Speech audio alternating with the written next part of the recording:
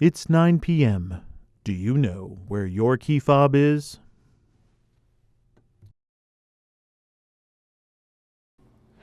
Hey there, Nate Benson here. Welcome to Vest Weather. On the agenda tonight, we begin our 3-week series talking to the candidates for Buffalo Mayor. Sean Ryan, James Garner, and Michael Gaynor are in the hot seat over the next 3 weeks, and I didn't even know we could afford heated seats. On the agenda starts right now.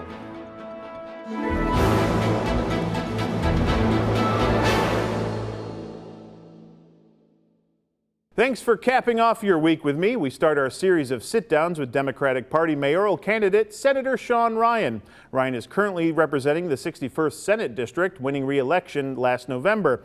But it was also last November when he announced he was running for mayor. He battled acting Mayor Chris Scanlon, Councilmember Rashid N.C. Wyatt, and former Fire Commissioner Garnell Whitfield in the Democratic Party primary in June. Ultimately, he won that. Now he faces Republican James Garner and independent candidate Michael Gaynor in the November election. I sat down with all three candidates and asked them the same exact questions. So, go pop some popcorn, grab a cream soda, and relax as I chat with Senator Ryan about the race to City Hall. Senator, how are you today? I'm doing great. Thanks for having me on. Thanks for joining us for our Race to City Hall mayoral special. I want to jump right into it with some of the questions we've talked about with the candidates. Yep. You've talked about it a lot on the campaign trail, this perception of distrust within City Hall. Some people in the public think there's a corruption issue within City Hall. Just everyone kind of knows each other, favoring developers. What will you do as mayor to change that image of corruption, untrustworthiness within City Hall? Right. I mean, transparency, letting the sunshine in, it's the best disinfectant. So we're going to be a very transparent government. We're going to put as much information as possible on a new revamped city's website. People always complain that if they try to get information out of City Hall, it goes through FOIA, it takes a long time, they dodge it. We're just going to make it as much possible right there. I have an anti-nepotism platform. We've talked about another platform is developers or people applying for city contractors can't make political donations during the time that they're applying for contracts. So we have a lot to do, but I think mostly what people want is to make sure that City Hall is run on merit. That the best contractor is getting the contract and the best person is getting hired. And you do that just by being open and transparent with the public. All the jobs in City Hall will be posted publicly. It won't be a big game to try to find out where the jobs are. But after all, that's what city taxpayers deserve. We were funded based on city taxpayers, so we need to give them a product in return that is an open and transparent product. Downtown, we've noticed since the pandemic, their pre-pandemic City Hall was rocking. You go on any of the streets downtown and you'd see a lot of people. Since the pandemic, we've noticed a lot less people coming to downtown, a lot less people working downtown. What's your plan to attract people back to the downtown district core? So there's less people working downtown, but that's not really the only problem, right? So you need a downtown development plan, and my development plan will have 4 parts. One is infrastructure. Are the streets in good shape? Are the sidewalks in good shape? Do the lights go on when they're supposed to go on? Do the crosswalks work? Do the cross-street buttons work? The second part about a good downtown is programming. We remember when Thursdays in the Square brought in or kept thousands of people. The Gus Macker basketball tournament. We got to get going. M&T just did a good program this weekend with Go Bike, Circle the Square, bicycles going 100 times around downtown, around Niagara Square. Fun activities.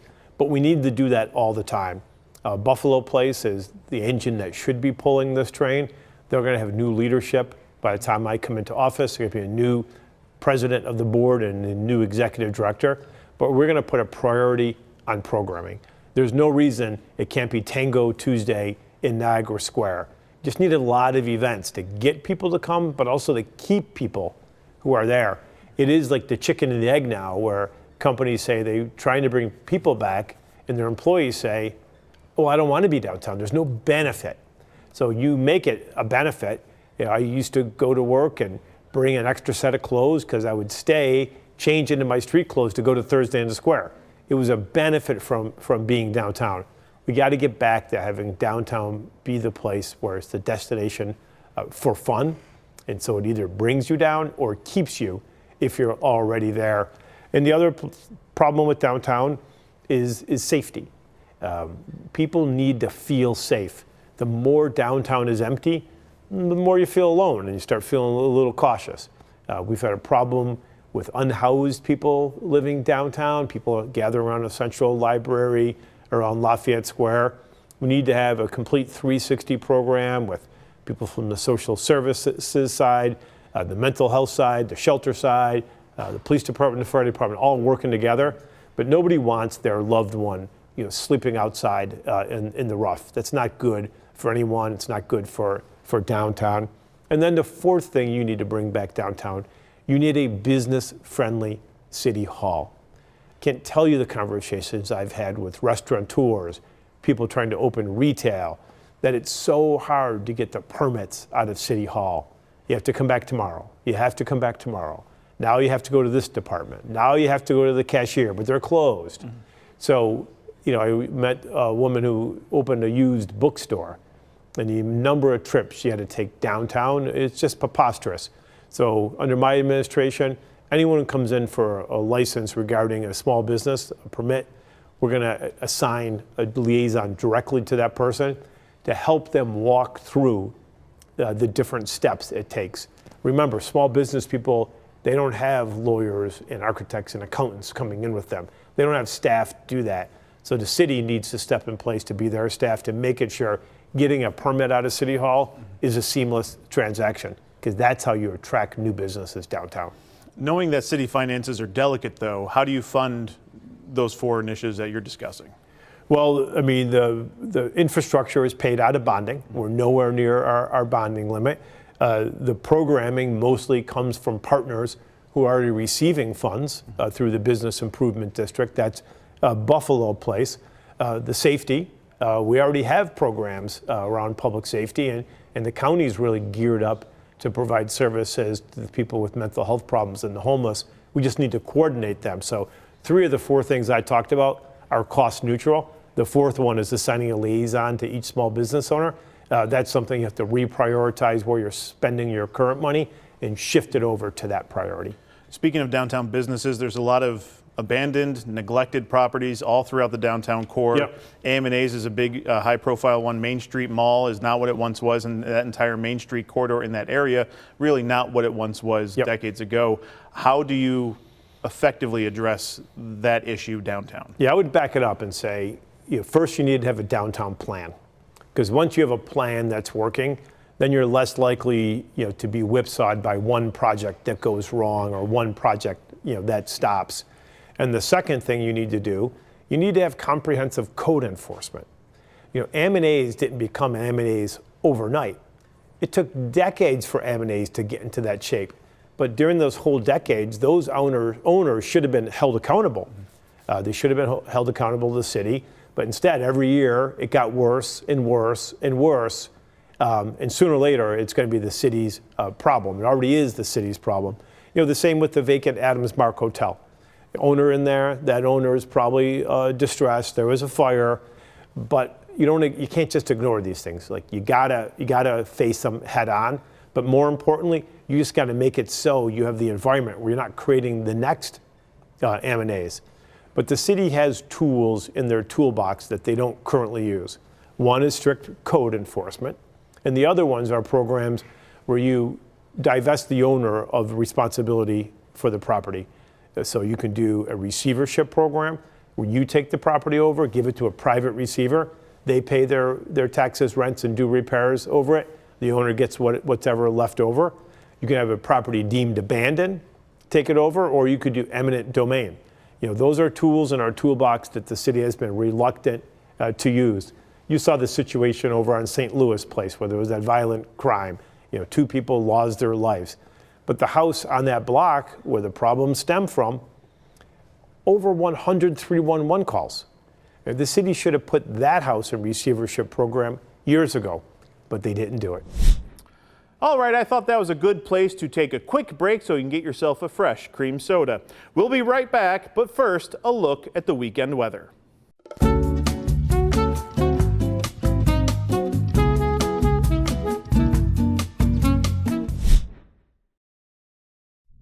Shifting to crime, we've seen crime stats across the city very low compared to this time last year, which is, of course, a good thing. It is.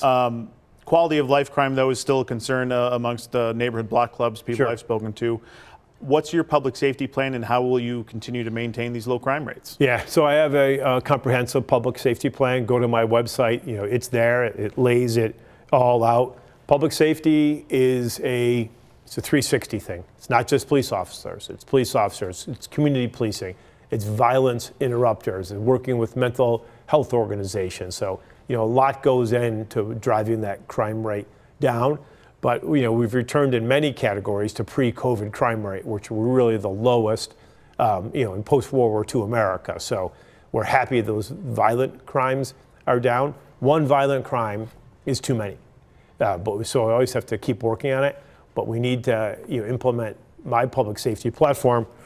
And part of that public safety platform is, you know, you prevent crime, you know, through community policing and active policing.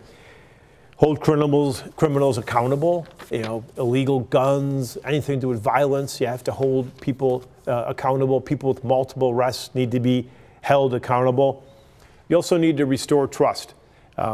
Not long ago, the city used to put on its website every shooting that occurred in the city of Buffalo, every homicide that occurred in the city of Buffalo. That got taken down. So you can't fault people for not knowing that violent crime is down, because the city itself is sort of shielding that information, because I think they thought it was going to be bad news, so they figured we'll just take it down. But quality of life crimes are the ones that, you know, once violent crime is down, then you have to turn your attention to quality of life. And you have people getting their cars stolen. You know, there's a new rash of car theft. Mm-hmm. It used to be the Kia boys. Mm-hmm.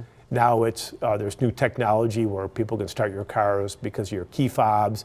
We just need to communicate with the public a lot on this to let them know what is happening. And that's not what's happening now. We're not communicating to the public what's going on in your neighborhood, what are the steps you can do to help prevent that crime, and then what do you do if you are a victim of that crime? In turn, what will you do to ensure police officers are held accountable for their actions as well? You know, we've seen lack of consistency with the Police Oversight Committee, you know, commissioners not showing up when those are scheduled. What will you do to ensure there's police accountability if you were mayor? Every city employee is going to be held accountable for the job that they were hired to do. I'm going to expect an A+ out of every element of City Hall. I want an A+ snowplow driver, A+ person who cleans playgrounds, A+ person who cuts the grass, A+ police officers, and A+ firefighters. No element of the workforce is going to be given a pass on that. And A+ means working constructively with the public, treating the public respectfully, and making sure you use all the contractual rights at your disposal to make sure that people of the city of Buffalo are getting the best from their public servants. Buffalo remains one of the poorest cities in the nation for its size. Yep. This is a decades-old problem. It was ranked very high on that list when Byron Brown took office 20 years ago, and that needle has not really moved. What can you do as mayor to move the needle on poverty in the city of Buffalo? Right. So most of the poverty in the city of Buffalo comes as a result of generations of disinvestment. So you drive around the East Side community and you see, you know, roads that are in bad repair, community centers are in bad repair, city-owned lots that are knee-high. So you need to deliver basic services to people, but you also have to have goals. Black home ownership in Buffalo is below the norm of black home ownership nationally. And the national number is nothing to be proud of, but we're below that. So we have to have home ownership programs, you know, specifically targeted the areas of the city of Buffalo where the home ownership rate is low. We have to do things like work on lead paint poisoning. So kids who are coming up in Buffalo have an equal chance of success and don't have organic brain damage as a result of being subjected to lead paint poisoning. We have to work on our workforce, make sure that our school district is doing what it's supposed to do, but also helping to upscale people who are in full-time jobs now, when there's other jobs in the market that could pay more. Some people need help to climb that ladder.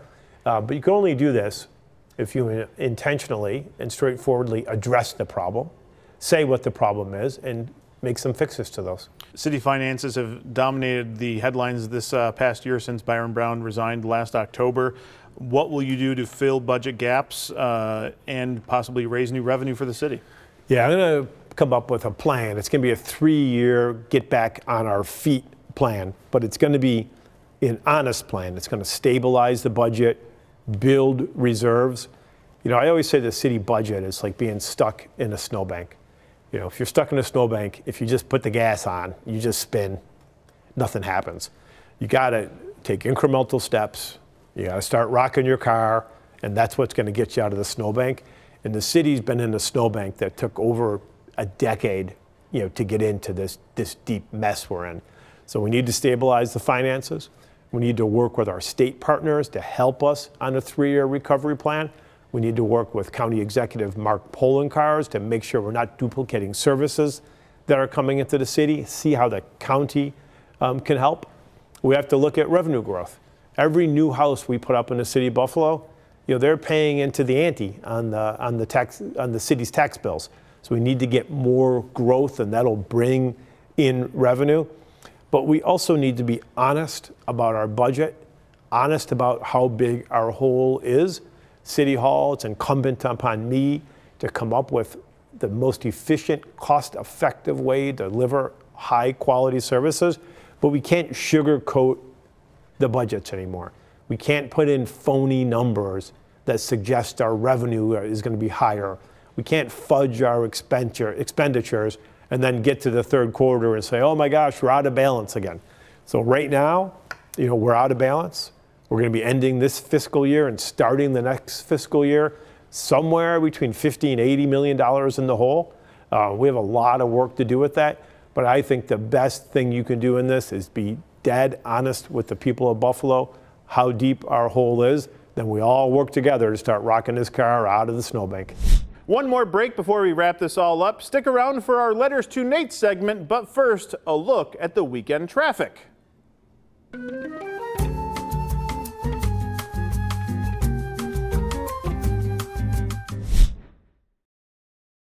Again, on this snowbank metaphor, yes. Since we're talking about it, you know, Buffalo has a reputation for being a big snow city, but we also have a reputation of not being able to somehow handle snow when it happens. Yeah. Other municipalities nearby have, you know, the equal amount of snowplow drivers for less lane miles.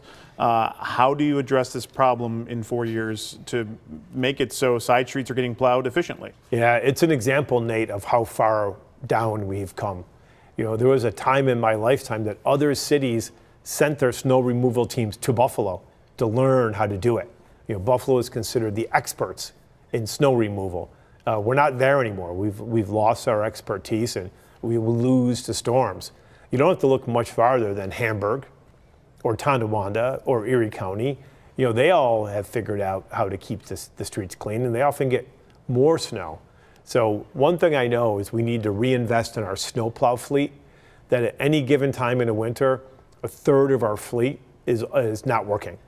And that means we're going to be slower at snow removal. We haven't kept up with putting our fleet back in. So what does that mean? Higher mechanic costs, because you have to pay people to always fix your busted up vehicles. But snow removal has a lot of hidden costs. Every time there's a snow day, tens of thousands of parents in Buffalo can't go to work. And if you're punching the clock for a living, you're not getting paid on the day there's snow days. Downtown business owners depend on a workforce. If their workforce can't come into work, their businesses suffer. So not being able to keep our streets clean have a lot of ripple effects, you know, including health and safety. You saw during our deadly storm how many people passed away because we couldn't figure out how to plow our streets.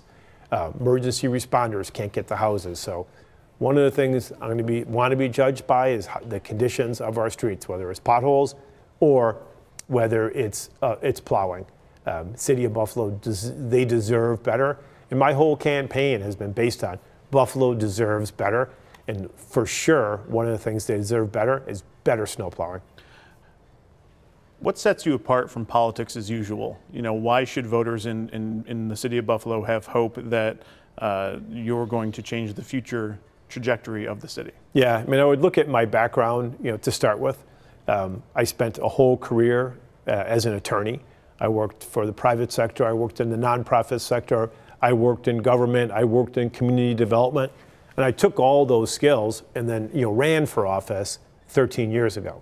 So I had a whole career of experience. I'm going to call upon that experience, and I did call upon that experience when I was an assembly member, and then when I moved to the Senate. I'm going to bring all those skill sets with me, to govern City Hall, and I'm going to bring those private sector, nonprofit, and New York State relationships with me also. We're going to need those relationships because we're going to need to go to New York State, for some help. We're going to have to work very closely with the New York State Comptroller, Tom DiNapoli. I want to bring him in to look at our finances, to help recommend, pathways out. And then we have to go state our case, to the governor, to the Assembly, and to the Senate. And I have relationships with all of those folks. But throughout my career, whether it's been in the private, the nonprofit, or government, I've always tried to establish a degree of excellence. And anything you do, you want to do it the best you can do it.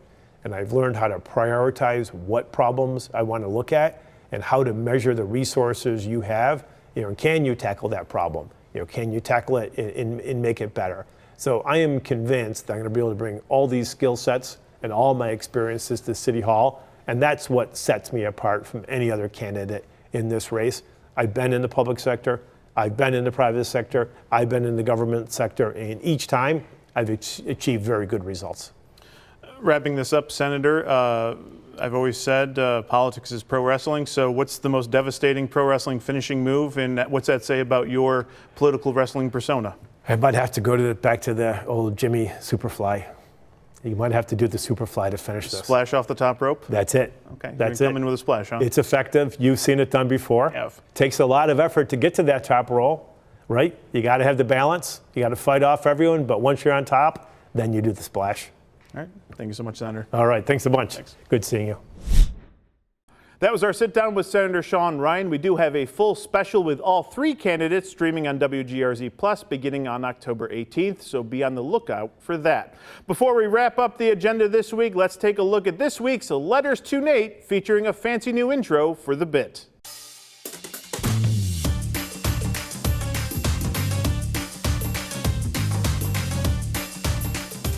Our letter tonight comes from Ed at the home office in Auburn, New York. Dear Nate, typically how much background information do you prefer to gather for a story? And do you take it personal when politicians dislike you or what you've reported about them? Well, hey, Devin, look at that, a real question. How about that? How about that? It's a two-part question, too. I love that. All right, how about that? How much background info do I prefer?